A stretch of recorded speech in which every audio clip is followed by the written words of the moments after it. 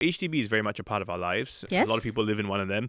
And now they're being classified into standard, plus, and prime. I always get Prime and Plus mixed up. Oh, really? Yeah, Which one do you think is because better? Plus or prime? Plus sounds good, right? But actually, Prime is the best. Okay, so standard is the basic. Yep. Plus is a little bit better than standard. And prime is even betterer than That's right. plus. So it's like a step up. So that's why I keep saying standard, plus, and prime. So I can see it in that category, you know? Yep. Okay, so location is a factor, Yes, right? a big factor. The main factor. So you may not get a prime flat in, say, Woodlands Okay. or Sengkang, but maybe in the greater southern waterfront, which, in pictures looks that for sure. really lovely, right? So that, for sure, there would be a Prime and Plus category of flats there. And of course, they are priced differently as well. Mm-hmm. Right, so there are selling restrictions, etc. Which is why in the latest exercise, 35,678 people applied, which is the highest since August 2022. Wow, okay. That's quite a lot. So that's right? quite a lot. And that's what we want to talk about today. What's driving this demand? Is this new classification system off to a good start, or is it going to change the way people look at HDB flats? Let's start with the October release. I think people would love it if you guys could explain. What stood out for us was that the 2-room flexi flats, which now singles can apply for. So more than 10,000 of them applied for just 1,902 units. What's going on there? First of all, yes, the application rate or subscription rate has increased. Currently, it's about 5.7 times. 5.7 times for this particular exercise. If we compare it with the earlier exercise this year, it was 2.5 times. Right. So yes, we can argue that it has done better. So with this new system, I mean, at first when it was first announced, people thought, well, Plus and Prime are not going to be as popular because of the restrictions, the longer wait period before you can resell it. The subscription rate still is high and there, especially for those areas.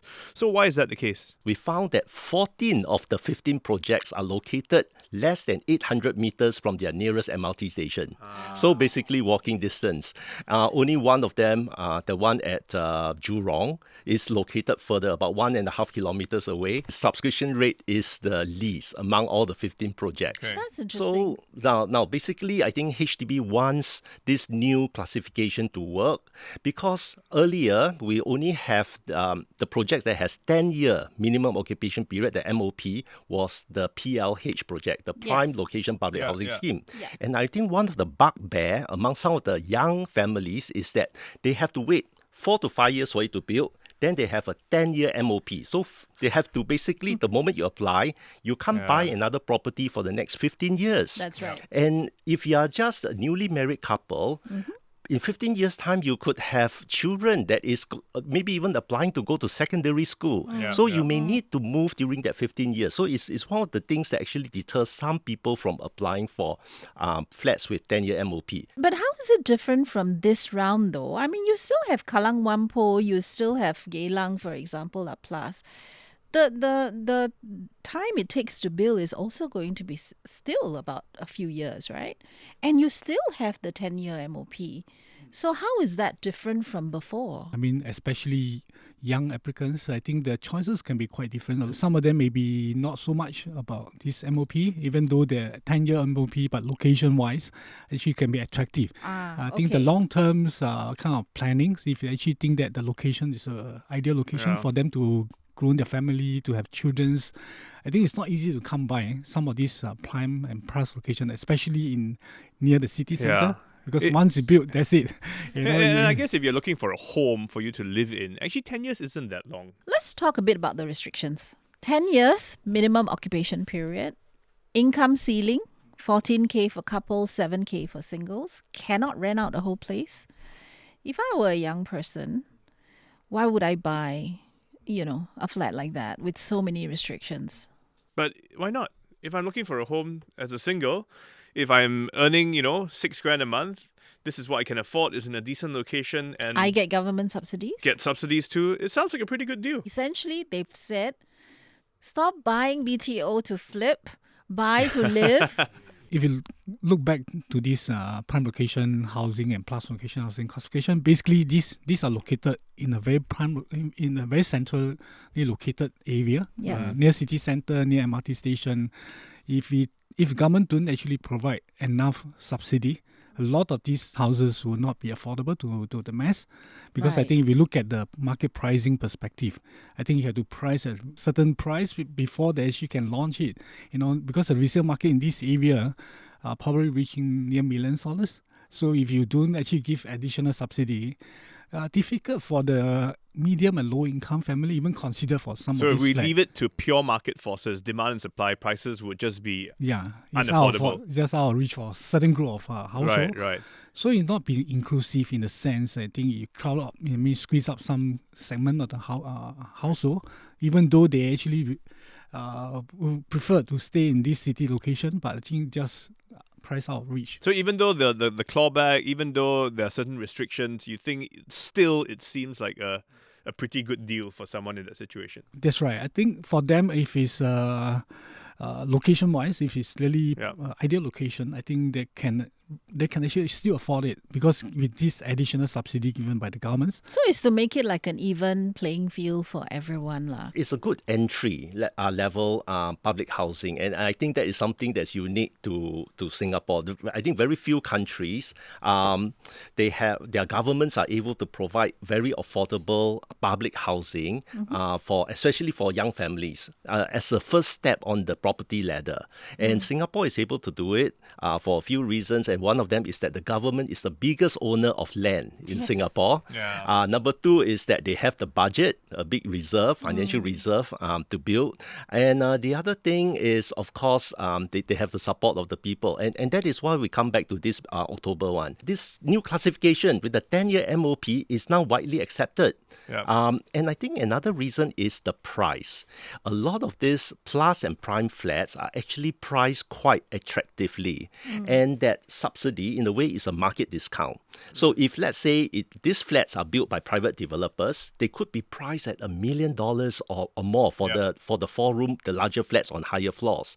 But they are sold at maybe $700,000. So you're seeing about a 30% discount, and that is one of the big draws. Let's talk a little bit about the clawbacks, right? So people have been talking about the between 6 to 9%, right, for prime and plus flats. Some people have said that people will just factor in the 9% into their selling price. It's not going to be a big, friction for them. I mean, the idea of having this subsidy recovery is to actually curb some of the speculative behavior, because I think if people actually buy this plus and prime location flat and you flip to make a windfall gain, I think this is contrary with the public housing kind of objective, because I think it's meant for you to have this flat and roof over your head. Yeah, roof over your head thing. and a home, you see. Would the standard flats apply? The same logic, right? For instance, if I buy a standard flat, in say Sengkang or Pasir Ris or whatever, and then I sell it 5 years later, no Why is there restrictions, no no callback, I can still make a windfall, can I? Yes, you can. And I think they would, because even if in the current market, the BTO flats are already priced between 20-something to 30-something% discount. So if you buy it now and you're not allowed to, but if you can sell it next week, you already make that windfall. So 5 years or 10 years down the road, when inflation basically factor in cause the prices of everything to rise, including HDB flats, resale flats, yes, they would make that nominal, they would make a windfall or some profit. But part of the question is why the standard flats do not have the same criteria as the prime and plus flats. In terms of the clawback. Yeah. Oh, simple reason. Because the standard flats is actually the so-called normal flats before this new classification. And the other thing is that they are usually located in the more outlying areas. Okay. In the what we call the outside central region. In places like Woodlands, Tampines and Jurong West and so on.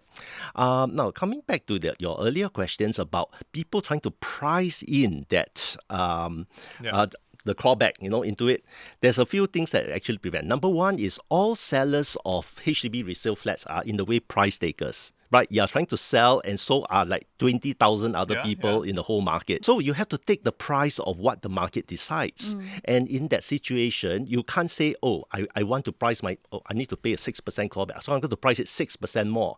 Because your neighbor may not think that same way. They may price it a little bit more, and they will get the buyers and not you. Yeah. But on the flip side, if everyone staying in Woodlands decides I want to add the 9% into my pricing, then every flat there goes up by 9%. That can also work, right? Possible, right? Only Especially if the they're market buyers. supports it. Only Right. if you have a super bullish market. So it really depends on market forces at the time. Basically, this 6 to 9% is about the subsidy given to the buyer upfront, because in order to reduce the price and make them affordable for the masses, I think they actually provide more subsidy. That's why the Plus actually given additional subsidy, Prime given even more subsidy. That's why the subsidy recovery are different. So I think this subsidy recovery is to actually reduce some of this windfall by taking out some costs, transaction costs if you sell it, compared to standard. Because standard flat owner may say that, I don't get the additional subsidy.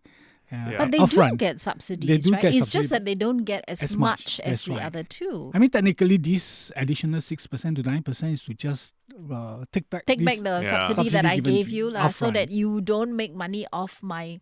You still make money, but this Not as much money. this additional grant should No, be... because if you think about it, at the end of the day, Yeah. the HDB flat is also an investment. We cannot deny that. Just like any property, you buy and you hope that in years to come, the price will go up when you sell it, right?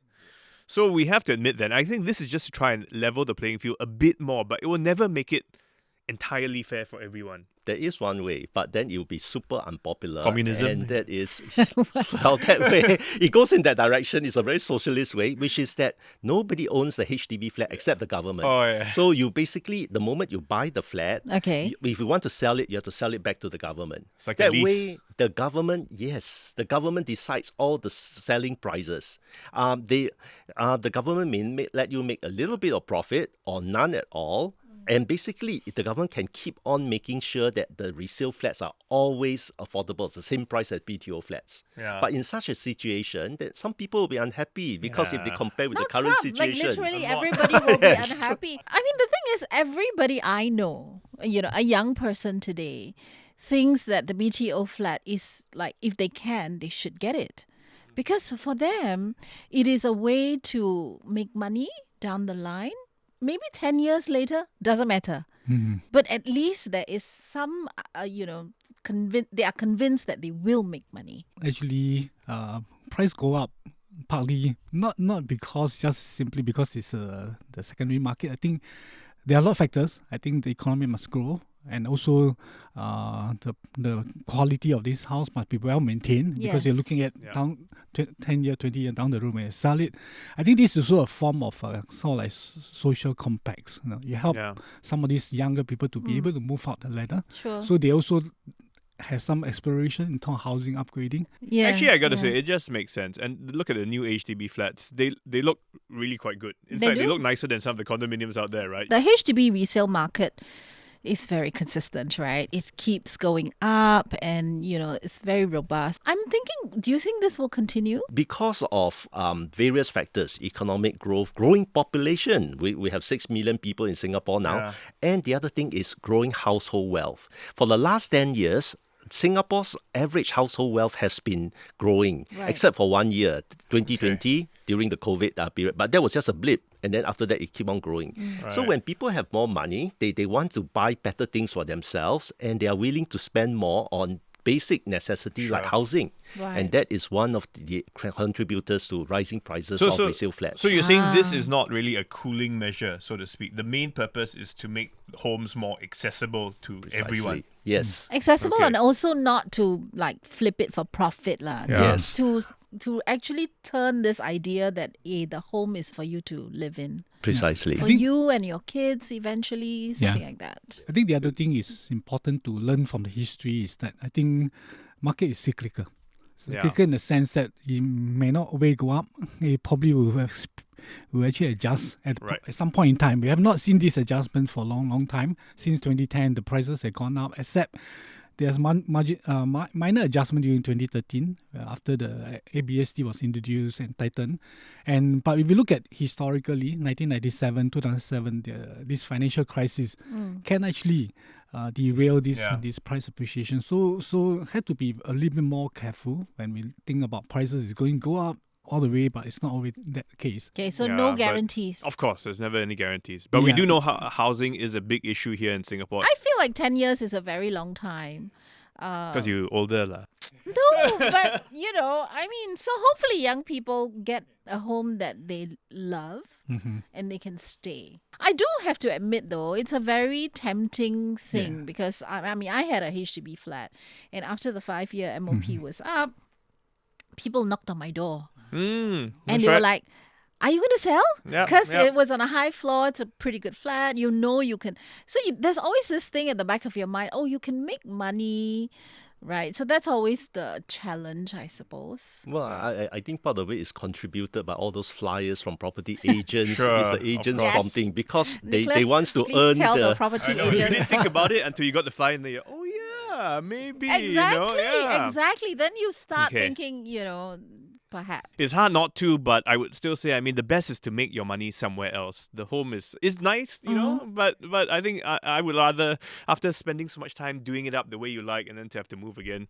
But that's just me. Thank you so much for coming in, sharing your thoughts on this issue. And if any of you have any feedback and any thoughts yourself about, the kind of flat you're going to buy and why you would do that, just let us know. Love to hear from you. Thank you to the wonderful production team, Junaini Johari, Tiffany Ang, Arjun Bala, Joanne Chan, and To Yen Yun. Our video editor is Hanida Amin, and sound mixing by Ken Delbridge. Thank you, everyone. See you next week.